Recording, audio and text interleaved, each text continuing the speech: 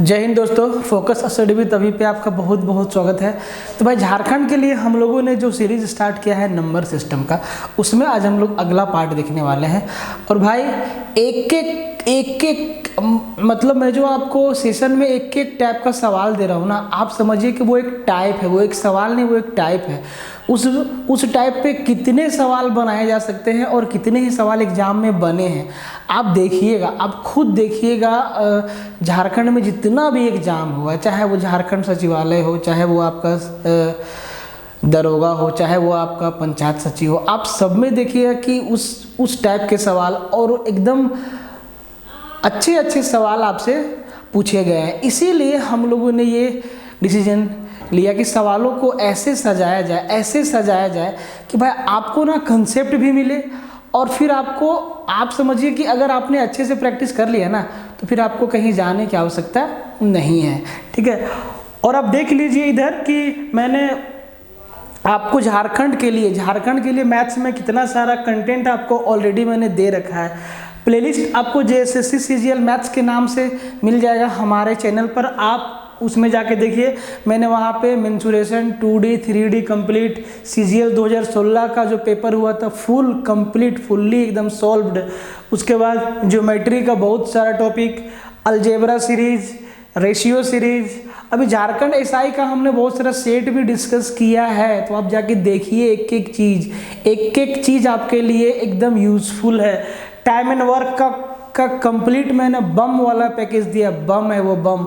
आपने यहाँ से टाइम एंड वर्क पढ़ लिया, कहीं पढ़ने की आवश्यकता नहीं, एकदम लिखित में। ठीक है, नंबर सिस्टम अभी आपका चल रहा है। ठीक है, इधर जो आप देख रहे हैं ये हमारा ऑफिशियल ऐप है फोकस स्टडी विद अभी, प्ले स्टोर पे आपको मिल जाएगा।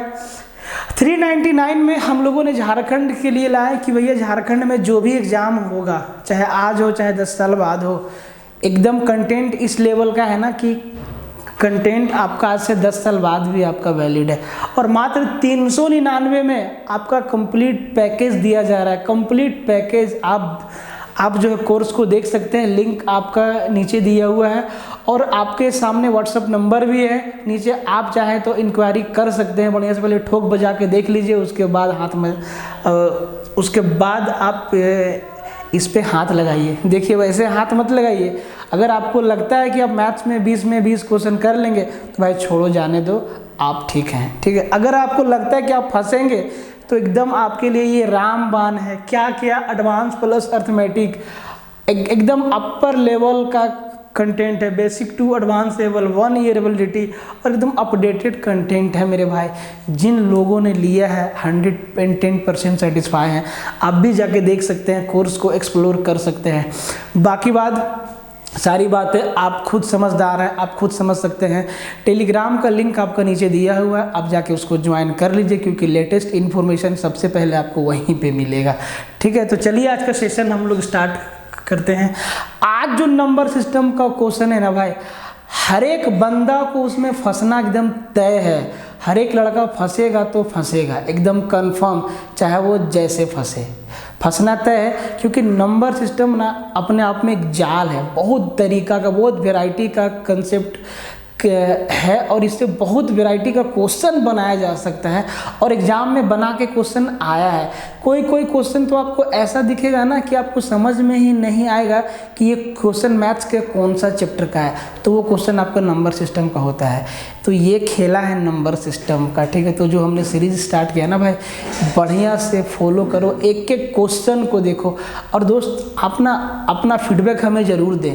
फीडबैक से ही हमें समझ में आता है कि नहीं भाई सही चल रहे हैं। अभी कुछ लोगों का कहना है कि सर आप एडवांस मैथ स्टार्ट कीजिए, तो भाई एडवांस मैथ हम जो ऐप पे कंप्लीट पढ़ा चुके हैं। कंप्लीट 80 से 85 वीडियो के आसपास आपको एडवांस मैथ का हम दे चुके हैं। अभी हम लोग वहाँ पे पढ़ क्या रहे हैं, अभी हम लोग वहाँ पे प्रॉफिट लॉस स्टार्ट करने वाले हैं। तो जिनको एडवांस मैथ पढ़ना है ना, तो आप यहाँ पे जाके देखिए, आपको कंप्लीट एडवांस मैथ समझ में आने वाला है। और भैया क्वेश्चन छूटने का तो सवाल ही नहीं होता है। ठीक है, तो आप जाके एक बार देख लीजिए। कुछ लोग कह रहे हैं कि सर कंपाउंड इंटरेस्ट स्टार्ट कर दीजिए। भाई कंपाउंड इंटरेस्ट पे आएंगे, पहले हम लोग नंबर सिस्टम को तो फोड़ दें, है कि नहीं। चलिए, तो देखते हैं भाई आज का सवाल, और जो सवालों का लेवल होगा बिल्कुल ज़बरदस्त होगा। आप देखिएगा एकदम मस्त वाला सवाल होगा, एकदम सॉलिड सवाल है दोस्त। ऐसा नहीं कि हाथ से लिखा हुआ है तो इसका मोल नहीं है। एक एक सवाल को हमने छांट के लिखा है, आपके एग्ज़ाम में आ सकते हैं और बहुत सवाल आपके एग्ज़ाम में आए हुए हैं। तो आपको यहाँ पे दोनों तरीक़ा का चीज़ मिल रहा है, एक जो आपका आया हुआ है प्लस जो आ सकता है, ठीक है, PYQ plus most expected question से। आप इन सवालों को ध्यान से देखिए, आप इनको देख के कहीं ना कहीं आप उलझन महसूस करेंगे अगर आपके पास कंसेप्ट नहीं है तो आप सबसे पहले देखिए पहला वाला सवाल कहता है कि संख्याएं 1 3 5 7 9 डॉट 99 तथा 128 को परस्पर गुना किया जाए तो अंत में शून्यों की संख्या कितनी होगी, कितना जीरो होगा। तो सबसे पहले आपको यही चीज़ मालूम होना चाहिए कि जीरो बनता कब है। तो आपको ये चीज़ मालूम होना चाहिए कि जब 2 और 5 का मिलन होगा तब एक जीरो का जन्म होगा। 1 2 और 1 5 को मल्टीप्लाई करेंगे तो कितना 10 बनेगा, मतलब एक जीरो का जन्म होगा। तो भाई जितना 2 और 5 का पेयर बनेगा उतना ही ना होगा जीरो है। जितना दुल्हा, मतलब अगर 10 दुल्हा है तो 10 दुल्हन चाहिए हमको, तभी ना शादी होगा। आप एक बात बताइए कि अगर 20 दुल्हन है और 10 दुल्हा है तो कितना का शादी होगा? 10 ही का शादी ना होगा भाई, कि 20 दुल्हन है 10 दुल्हा है तो सबको लपेट लेंगे, नहीं ना। जितना लड़का है, लड़का लड़की से होगा शादी। आप इस सवाल को उसी तरीक़ा से समझिएगा। तो आपको सबसे पहले करना क्या है भाई, सबको मल्टीप्लाई कर देना है। तो अब एकदम एग्जामिनेशन हॉल में बैठ के करते रहना गुना भागा, सबको मज़ा आ जाएगा, बहुत टाइम बचेगा। आपको इसमें देखना क्या है, 2 और 5 का पेयर देखना है, क्योंकि 2 और 5 के मिलने से ही जीरो का जन्म होगा, ठीक है। तो अब आप सबसे पहले देखिए, तो आप ये चीज़ तो समझ गए हैं कि ये 1 है, 3 है, 5 है, 7 है, 9 है और डैश डैश डैश गुना 99 है और गुना 128 है, गुना 128 है। भाई मेरे तो आप सबसे पहले देखो कि 1 3 5 7 9 सब ना विषम संख्या का सीरीज है।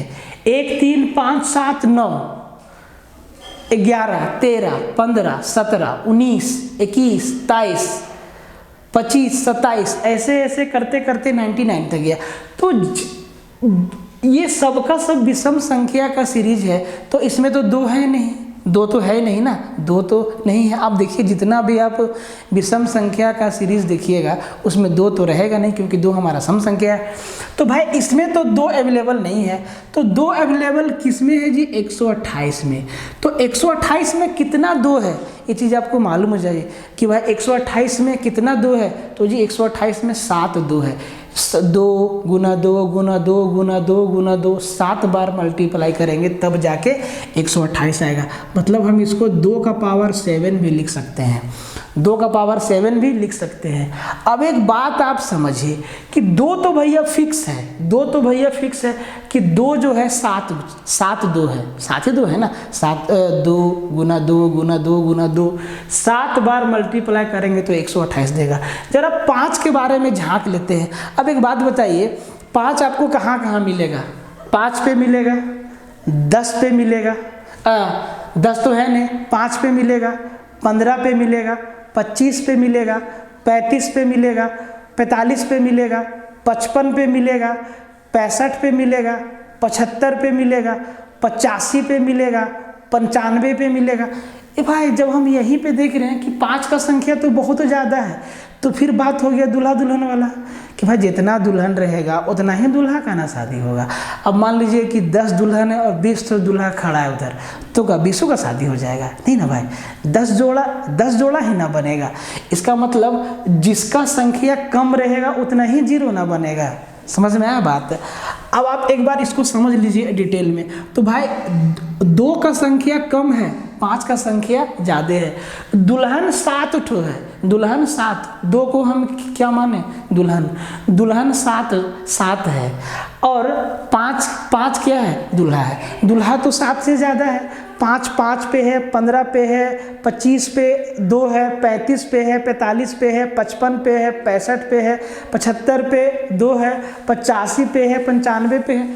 तो दूल्हा तो ज़्यादा है, तो उससे क्या मतलब है, जितना दुल्हन रहेगा उतना ही दूल्हा का ना शादी होगा मेरे दोस्त। ठीक है, तो इसका मतलब आप ये चीज़ समझ गए कि जो है 2 और 5 का 7 पेयर बनेगा, मतलब इस नंबर को मल्टीप्लाई करने पर 7 जीरो आएगा, आखिरी में कितना जीरो आएगा, 7 जीरो आएगा। अब बहुतों को समझ में नहीं आया होगा, समझ लो मेरे दोस्त, ठीक है, समझ लो। कंटेंट का इम्पोर्टेंस होता है, बोर्ड कोई भी हो, हम अगर इस चीज़ को पेपर, अगर कोई इस चीज़ को बालू पे लिख के भी आपको पढ़ाएगा ना और दम रहेगा ना, तो आप कैच कर लीजिएगा। आपको काम से काम मतलब है, आपको यहाँ तड़क भड़क चीज़ से मतलब नहीं होना चाहिए कि मास्टर कितना सुंदर है, अरे हमारा चेहरा तो बकलोल जैसा है, लेकिन समझाते हैं तो समझो बात को। ठीक है, देखो, तो अगर हम इसमें 5 देखते हैं, 2 तो हमको मिल गया, 7 गो है, अब 5 देखते हैं, तो 5 जी आपको 5 पे मिलेगा एगो, फिर आपको 15 पे मिलेगा, फिर आपको 25 पे आपको 2 ठो 5 मिलेगा, फिर आपको 35 पे मिलेगा, 35 पे, फिर आपको 45 पे मिलेगा, फिर आपको 55 पे मिलेगा, फिर आपको 65 पे मिलेगा, फिर आपको 75 पे मिलेगा, फिर आपको 85 पे मिलेगा, फिर आपको 95 पे मिलेगा, और इससे आगे 5 नहीं है। तो कितना 5 है, तो जी एक तो यहाँ पे है, एक तो यहाँ पे है 15 में, 5 में, एक हमारा 15 में है, 25 में हमारा 2 है, 5 गुने 5। ठीक है, देखो इसको, ये हमारा कॉमा है, ठीक है, 25 में तो 2 है, 5 गुने 5। ठीक है, 35 में भी एगो है, ठीक है, 45 में भी 1 ठो है, ठीक है, 55 में भी 1 ठो है, ठीक है, 65 में भी 1 ठो है, 13 × 5 = 65, 75 में 2 ठो है, 25 × 75, मतलब 75 में 5 जो है 2 ठो है। भाई तो इतना सारा दूल्हा का हम करेंगे का, अचार डालेंगे नहीं ना। दुल्हन कितना है, दुल्हन तो 7 होना है भाई, 2 कितना है, 7 ठो है, तो हमको दूल्हा 7 को चाहिए, मतलब 2 और 5 का 7 पेयर बनेगा, मतलब 7 जीरो आएगा लास्ट में। ये चीज़ अब गांठ बांध लीजिए और इस टाइप को जितना भी सवाल आएगा फोड़ दीजिएगा। ठीक है, तो अब यहाँ पे क्या था, 2 कम था, कहीं 5 भी तो कम रहेगा। अब ऐसा भी तो हो सकता है कि दुल्हन रहेगी 20 गो और दूल्हा रहेगा 10 गो, तब जीरो कितना आएगा, 10 ठो जीरो आएगा। तो ये दोनों चीज़ को आपको देखना है, जो कम रहेगा ना, जितना कम वाला जितना रहेगा उतना ही पेयर बनेगा। यहाँ 2 कितना है, 7, और 5 को आप देख लीजिए कितना है, 5 हम लोग 75 तक गए ना, 75 के बाद एक आपका 85 में है और एक आपका 95 में है। कितना 5 है देखिए, तो 1 2 4 5 6 7 8 10 12 13, मतलब 5 में हम लिख सकते हैं 5 का पावर 13, और 2 क्या है, 2 का पावर 7। भाई तो इनका कितना जोड़ा बनाएंगे आप लोग, दुल्हन है 7 ठो और दूल्हा है 13 ठो, तो 7 जोड़ा का ना शादी होगा, मतलब 5 और 2 का 7 गो जोड़ा बनाएंगे। एक बनाएंगे 5 गुने 2, फिर बनाएंगे 5 गुना 2, फिर बनाएंगे 5 गुना 2, फिर बनाएंगे 5 गुना 2, ऐसा 7 पेयर बनेगा, और 7 पेयर बनेगा 5 और 2 का, तो 7 जीरो का जन्म होगा। तो इसका आंसर क्या हो गया। कहीं आपको हो सकता है आपको कहीं मिल जाए, कहीं आपको मिल जाए कि 5 जो है वो 3 है और 2 जो है 20 गो है, या 2 जो है 10 ठो है, तब कितना जीरो बनेगा। ए भाई दूल्हा 3 ठो है, दुल्हन 10 ठो है, कितना का शादी होगा, 3 जोड़ा ना, तो 3 जोड़ा मतलब 3 जीरो होगा। ठीक है, तो ये चीज़ आपको समझ में आना चाहिए। अगला वाला सवाल पे आते हैं, अगला वाला सवाल पे आते हैं। देखिए इस सवाल को देखिए, कहता है कि 0.142857 पे बार डिवाइड बाय 0.285714 पे बार बराबर क्या होगा। देखिए ये सब ऐसा सवाल है ना जो जिसमें आप गलती कर सकते हैं अगर आपका इन पे बेसिक कमांड नहीं है। तो ये सवाल नंबर सिस्टम का है, और ऐसे ऐसे कई मुश्किल सवाल बनाए जा सकते हैं, और मुश्किल सवाल बनेगा हम आपको दिखाएंगे। एक से एक वीआईपी तरीका का सवाल यहाँ से बन सकता है। ठीक है, तो भाई ये तो आप समझ गए, इसका आपका आंसर होगा 7, इसका आंसर कितना होगा 7 होगा। इस सवाल पे आइए, अब आप जरा ध्यान से देखिए। भाई देखो, पढ़ने का मतलब क्या है ना कि चीज़ों पे गौर करना सीखो। ठीक है, कि कि अगर हम इस पे बार ना देखें, अगर हम इस पे बार और इस पे बार हम ना देखें तो ये क्या है, 1,42,857 है। ठीक है, हम पॉइंट को भी ना देखें, हम बार को भी ना देखें। और ये है 2,85,714। अगर आपको हम और देखना सिखाएं तो आप देखिए 14 का 2 गुना 28 और 2857 का 2 गुना 5714। देखें 14 का 2 गुना कितना 28 और 2857 का 2 गुना आपका जो है 5714। इसका मतलब इसका डबल है ये नंबर, इसका डबल है ये नंबर। तो भाई एकदम क्लियर हो गया ना कि इसमें से इसको भाग लगाएंगे ना तो आंसर तो अपना 1/2 होगा, आंसर अपना 1/2 होगा। अब कैसे होगा इसको देखिए, बार हटाएंगे नीचे में 999 आपका आ जाएगा। इसका मतलब इसको आप देखिए, हम पहले एक एक चीज़ को समझाते हैं। 0.142857 पे बार, इसको हम बराबर क्या लिख सकते हैं, लिख सकते हैं 142,857 और जितना डिजिट उतना 9, 1 2 3 4 5 6, 1 2 3 4 5 6, 1 2 3 4 5 6, इसका वैल्यू ये आया। सिमिलरली 0.285714 पे बार, तो भैया इसका वैल्यू भी क्या हो जाएगा, आप लिखेंगे 285714 अपॉन 6 डिजिट तो 6 गुना 2 3 4 5 6। अब देखिए इसमें से इसको भाग लगाएंगे, जब भाग लगाएंगे ना तो ये हो जाएगा 14 28 57 भागा 9999 डिवाइड बाय, भाग लगाएंगे 28 57 14 डिवाइड बाय 999999। यही खेला होगा, एकदम यही खेला होगा। अगर हम डिटेल में जाए तो यही खेला होगा। तो इससे तो ये हमारा कैंसिल हो गया और इसका ये 2 गुना है, इसका मतलब इसका वैल्यू क्या आया 1/2। इसका 2 गुना है ना, ये इसका 2 गुना है, इससे ये 2 बार में क्या हो जाएगा 1,42,857 का 2 गुना है 2,85,714। देखना हम आपको सिखा दिए, तो इसका वैल्यू क्या आ गया 1/2। तो भाई इतना आपको एग्जाम में करना नहीं है, आप समझ गए कि बार के अंदर जो है डिजिट सेम है 142,857 2 4 6, यहाँ 2 4 6, मतलब नीचे में जो 6 to 9 आएगा ना वो तो आपका कैंसिल हो जाएगा, बचेगा क्या इतना बटा इतना, और ये इसका 2 गुना है तो आप 1/2। ये चीज़ आप डायरेक्टली भी कर सकते हैं। ठीक है, तो भैया ये आपका बेसिक है, ये भी बताना बहुत ज़रूरी है, नहीं तो आप समझेंगे नहीं, नहीं तो आप समझेंगे नहीं। इसका आंसर हो गया आपका 1/2। क्या हो गया 1/2। ठीक है, अब अगला वाला सवाल पे बढ़ते हैं। अगला वाला सवाल भी देखिए बार पे ही है, ध्यान दीजिए। कहता है कि 0.39393939393939 कहाँ तक, इनफाइनाइट तक बढ़ते जा रहा है। भाई तो इसको रोकेंगे, बढ़ते इसको एक, अगर हम इसको बढ़ने देते हैं, अगर हम इसको रोक नहीं पाते हैं, मतलब हम इसको फ्रैक्शन में नहीं सोल्व कर पाते हैं, कर पाएंगे, और ये हमारा है कि इरेशनल नंबर हो जाएगा, अपरिमेय संख्या हो जाएगा। क्या आप देखिए तो रिपीट क्या है 3939393939 हमारा क्या है रिपीट है। तो इस पूरे, आप देखिए इसको भी समझाते हैं, 0.39393939 और ये ऐसे ऐसे बढ़ते जा रहा है कहाँ तक, इनफाइनाइट तक। तो आप देखिए 393939 हमारा क्या है रिपीट हो रहा है, रिपीटिंग है। क्या हम इसको लिख सकते हैं 0.39 पे बार, 0.39 पे बार लिख सकते हैं बिल्कुल। और हम इसको क्या लिखेंगे 39/99। अब जरा इसको काट दीजिए 3 से 13 बार में और 3 से 33 बार में, तो 13/33 हमारा क्या हो जाएगा, इसका आंसर हो जाएगा। देखिए आपको रेशनल और इरेशनल नंबर में पढ़ाएंगे कि ये टर्मिनेटिंग है, जो टर्मिनेटिंग होगा ना वो रिपीटिंग होगा।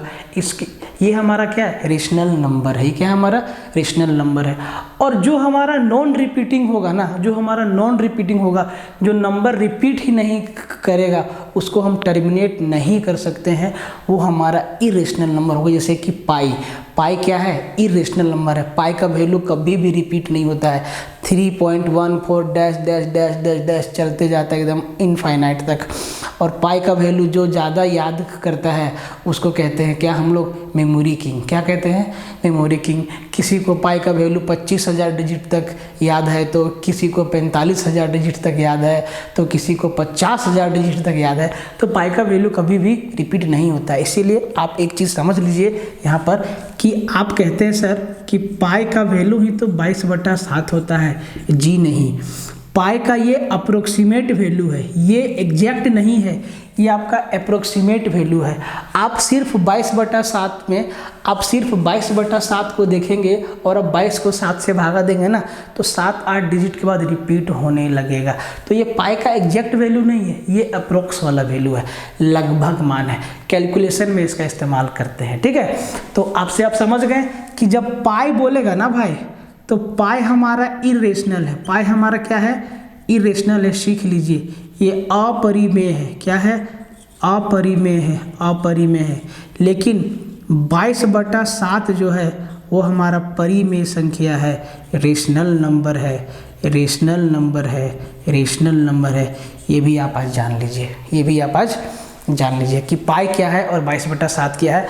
और पाई का वैल्यू जो ओरिजिनल होता है 3.14 डॉट डॉट डॉट डॉट एकदम बढ़ते जाता है इनफाइनाइट तक।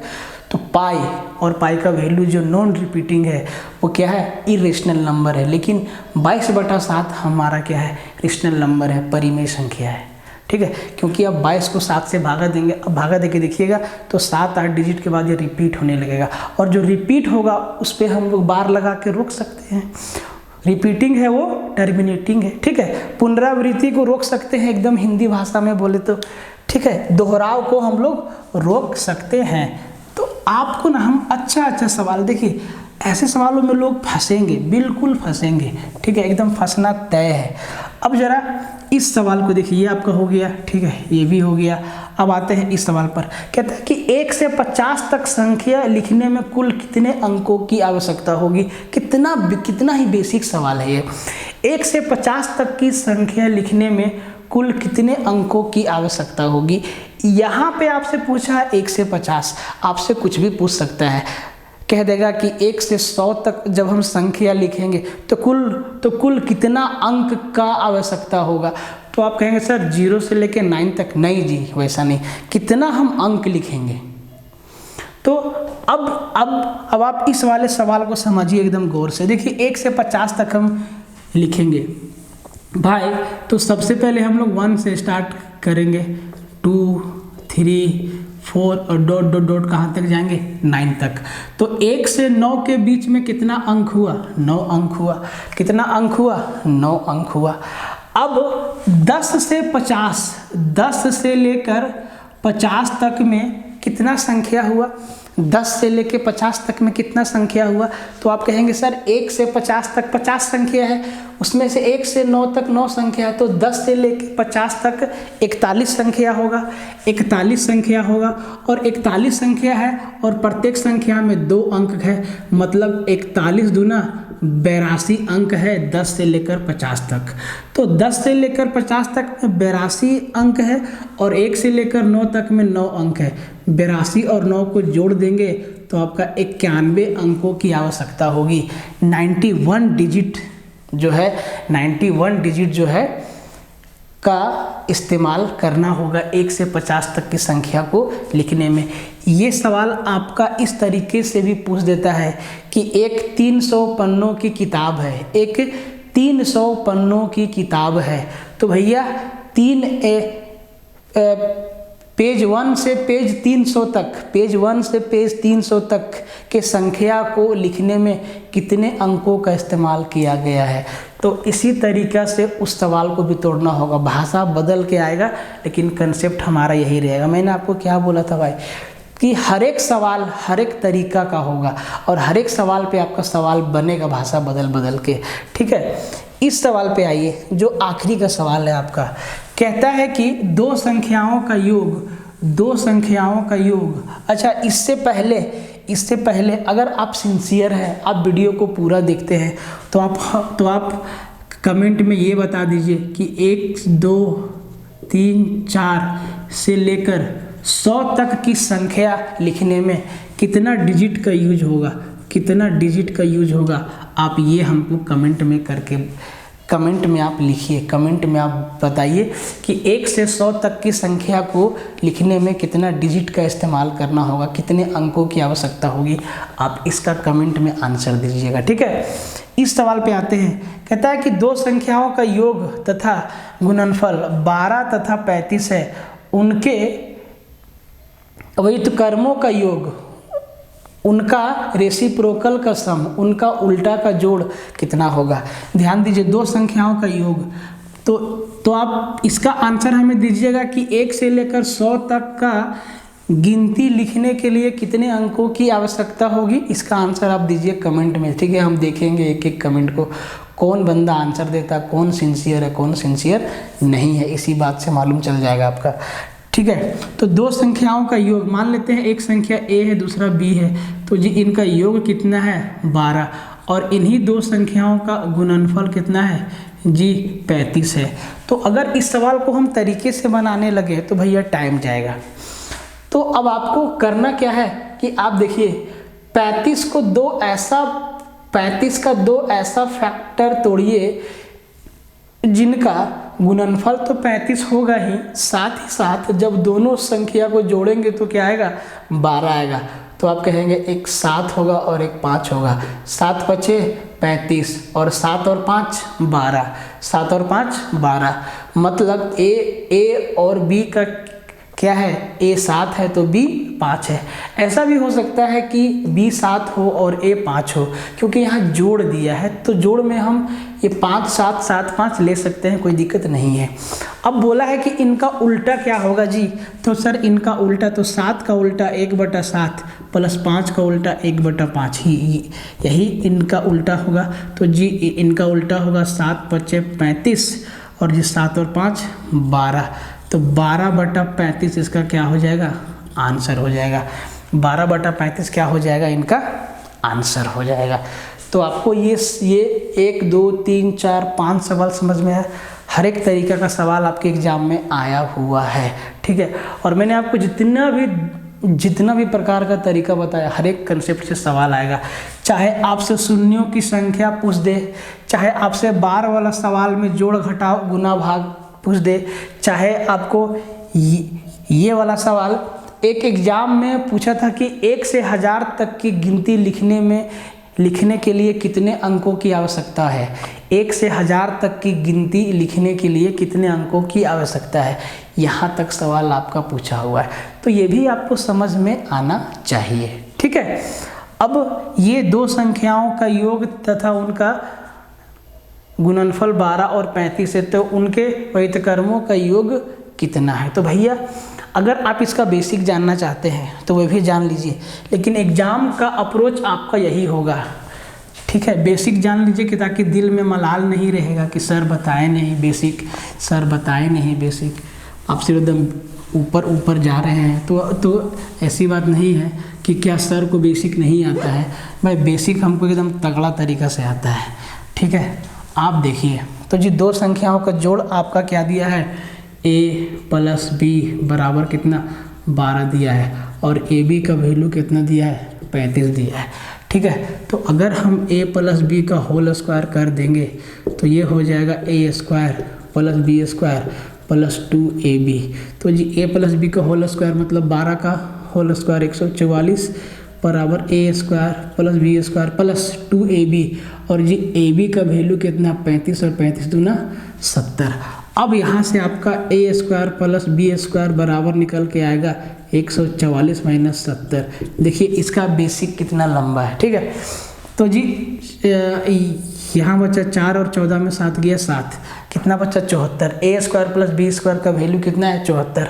अब अगर a + b का वैल्यू आपको मालूम है और आपको कोई बता दे कि a - b का वैल्यू क्या है, तो आप आसानी से क्वेश्चन को सॉल्व कर सकते हैं, ए और बी का वैल्यू अलग अलग निकाल सकते हैं। तो ए माइनस बी का वैल्यू आपको कौन बताएगा?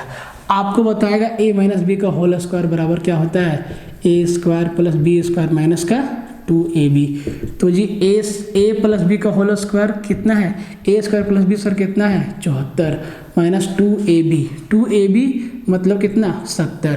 तो जी 74 में 70 के कितना बचा 4 बराबर ए माइनस बी का कितना है होल स्क्वायर। स्क्वायर को हटाएंगे तो इधर चढ़ेगा रूट, तो ए माइनस बी बराबर कितना आ गया 2। अब आप ध्यान से देखिए ए माइनस बी का वैल्यू क्या आया 2, ए प्लस बी का वैल्यू क्या दिया है 12, दोनों को जोड़ दीजिए, तो जी minus B plus B cancel, 2a बराबर आया 14, ए बराबर कितना आया 7। ठीक है, ए बराबर कितना है 7। अब देखिए ए प्लस बी का वैल्यू 12 है, उसमें से ए हमारा 7 है, तो अब कहेंगे सर बी हमारा कितना है 5 है। तो यहाँ जाके आपको ए और बी का अलग अलग वैल्यू मिलेगा बेसिक से। लेकिन मैंने जो आपको अप्रोच बताया कि अगर आपके सामने a प्लस बी बराबर 12 है और ए बी बराबर 35 है, तो आप कोशिश करिए इसका फैक्टर करने का। ठीक है, आप चाहे तो आप 12 को तोड़िए और 12 का ऐसा दो खंड कर दीजिए कि जिनका जोड़ तो 12 होगा ही, साथ ही साथ उनका गुणनफल क्या होगा 35 होगा। तो अब यहाँ से भी तोड़ सकते हैं 7 और 5, 7 5 12 और 7 बचे 35, कहानी सुड्डा हो गया।